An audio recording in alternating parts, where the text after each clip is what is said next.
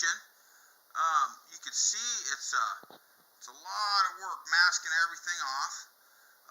It takes a lot of time to mask off, but if you do a good job, it makes all the difference in the world. The prep again is all the work. So now when I'm masked off, I'll show you.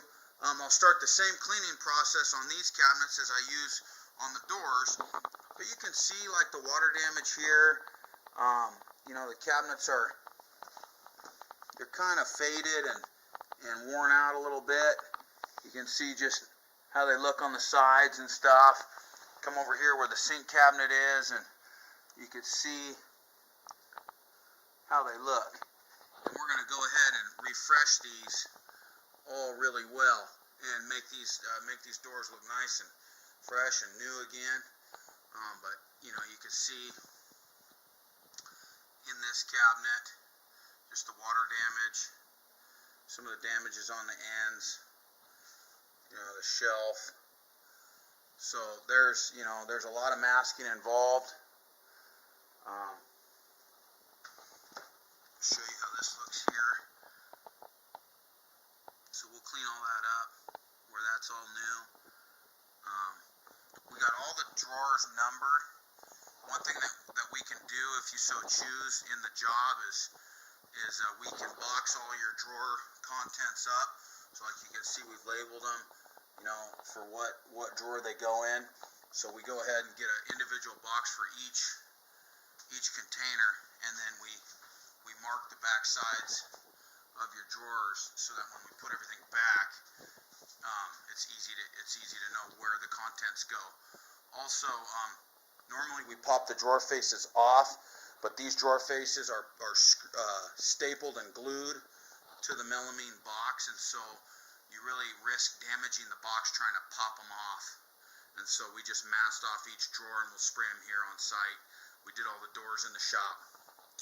But here's this kitchen ready to clean. I'm going to start the cleaning process, and then we'll start spraying. But I'll show you how it goes when we spray on site. But the whole key to spray on site is good masking and good ventilation. So the first product that we use is naphtha, and that's what we're going to use to start to clean all the substrate in the kitchen. So my wife Catherine is starting to wash all the drawers down, but this is just a good solvent to start the process. So I've already done all the bases. I've washed all those down real well, and Catherine's working on the drawers. I've done all the uppers and inside the hood area where all the grease might go. And so we've done that first step, and then our next step is going to be trisodium phosphate, and I'll go wash all that, and then we will start to sand these. How you doing there, Catherine? Good. Is this a lot of work? It's a lot of work. Okay, so I got 220 grit on my sander. We've done the naphtha and the TSP, and now I'm going to just turn the sander down so you're not really aggressive on it. You have a little bit better control. I'm just going to go ahead and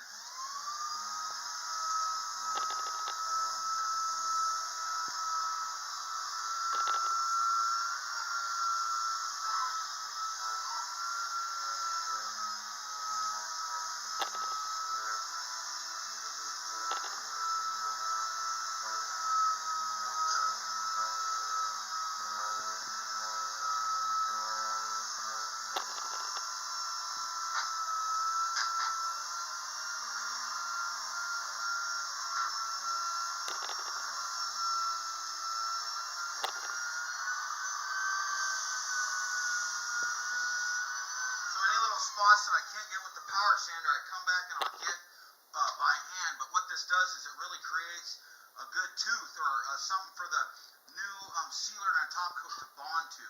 So this is a real important step to also do is go ahead and mechanically sand it.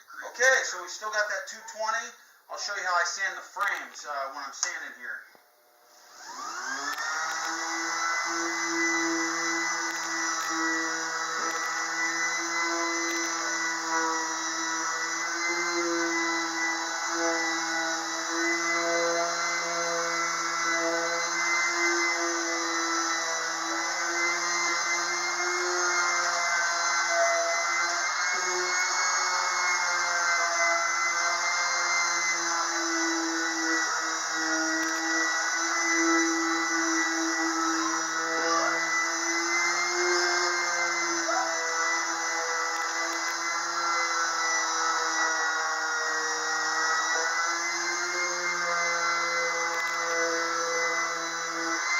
I like about this sander, it's got a bump there so I could set it down without it hitting. It's a little rigid sander I got at Home Depot, but this really helps prep those cabinets after that cleaning. You know, I'll come and wipe all this dust off, but this is creating a good surface to spray fresh coating on. Okay, so what Catherine's doing is stuff that I can't get with the power sander. She's going in there with a sanding sponge and making sure that every part of that surface has been roughed up. This also creates a great source of adhesion and promotes adhesion. So that's what we do on all the surfaces of these cabinets is we come through here and sand everything down and get them ready to spray. But that's a very important step. Make sure whoever you use for your cabinet refinishing, if you're gonna hire somebody to do this, don't hire the company that says sandless or dustless. You need them to sand. There are products that will help promote adhesion, but they're not guaranteed. They're not foolproof, and it's just so much better to mask it all off correctly, wipe up your dust, and sand. It's going to create a long-term bond, and that's what we do every time. We're not going to come in and not sand your cabinets. In my opinion, it's the right way to do it. There will be dust. There will be dust, but we will clean it up. All right. Okay, so now we've sanded all of the cabinet, the carcasses, the frames, the drawer fronts. Everything is sanded, and now we're going to clean off the dust, and then we'll do our sander deglosser, and that will also be an insurance to where any little crack and crevice, like on the crown and stuff like that, we will chemically promote adhesion as well. So everything is sanded, and now we're going to clean them, and then go ahead and use our product here, sander deglosser, and that is going to some people just use this as a adhesion promoter, and I don't recommend just this product. I recommend both sanding and using a chemical deglosser. Okay, so to get off this dust, I like to spray it with Windex, because Windex does not leave a residue, and so I'll spray it with Windex and then just help get all this dust off. And now I can feel that cabinet is sanded. I can feel it's ready for coating, everything else, but still I'm going to do one more step to really make sure I get a great bond. Okay, so we use Windex to wipe off the dust. Now I'm going to use that sander deglosser. And on this, the whole key is a very, very thin coat.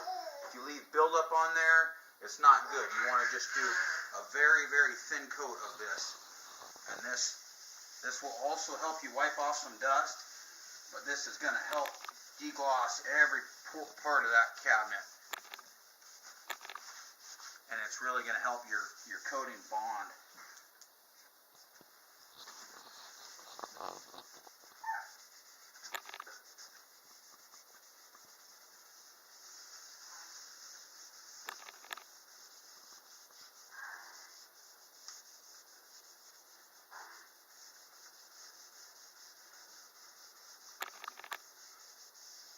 And it only takes about 10 minutes for this stuff to dry, so it works really quickly. Okay, so I'm going through, and you can see the water damage has gone through the finish here. And so what I do is I get these different stain markers from Minwax, shake them up real good, and you could prime them on your paper towel so you know they're working. And then you go through and you start to blend this before you actually color or put finish on your and this starts to fill in some of that missing color.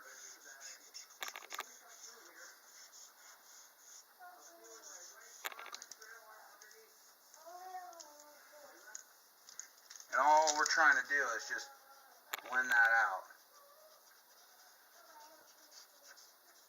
Because when you start layering color or sealer and top coat over it, it's going to re-wet it and change the color as well, but this will help blend a lot of that in. On this drawer, there's a depressed area right there, missing some finish.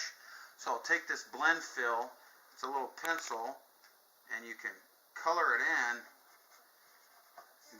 blend that out, and you can see how that mark start to disappear. And then when I seal over that, it's really going to blend in.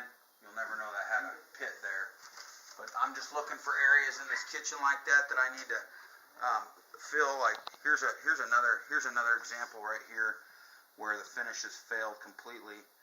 Go ahead and fill it, and then scrape off the excess. And that puts a little color in that, and it's a great little.